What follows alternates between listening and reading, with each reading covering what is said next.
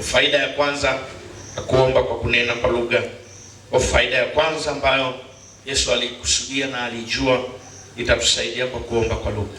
Moja, utusaidia kuendelea kuomba kwa muda mrefu kwa sababu ya kuishiwa au kupungukiwa maneno katika lugha za kwetu, hasa kwa kuzingatia umuhimu wa kuendelea kuomba kwa muda mrefu.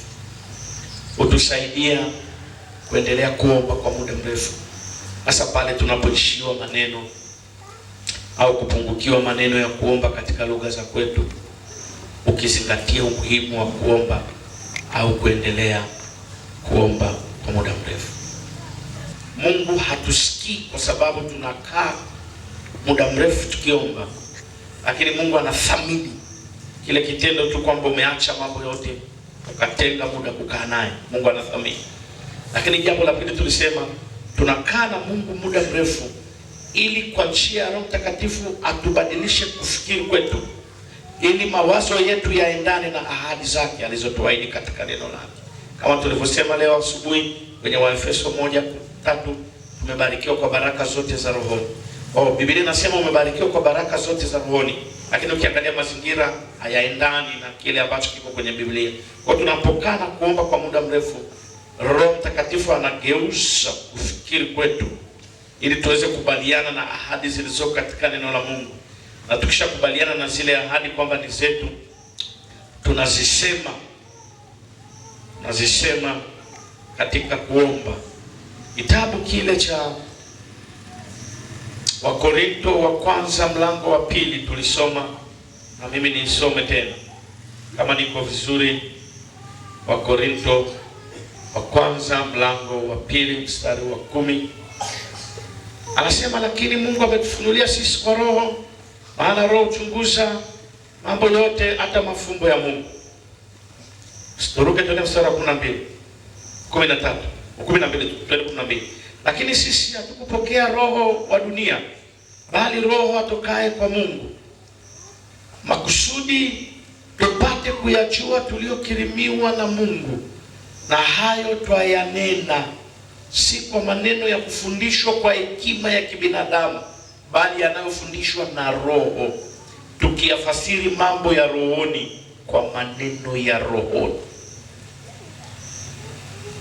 Kwa tunaweza kushikiliwa kwa maneno ya rohoni tukisaidiwa na Roho Mtakatifu, na tukakaapo tukaomba, tukanena kwa lugha dakika 20, nusu saa, tukarudi tukaomba kwa maneno ya kawaida, nguvu ikarudi, tukaishiwa maneno, tukaishiwa nguvu. Roho Mtakatifu akaja tena akatupa lugha nyingine, tukasukuma tena nusu saa. Kwa hiyo nafundisha umuhimu wa kunena kwa lugha. Hutusaidia kuomba kwa muda mrefu. Kwa sababu gani?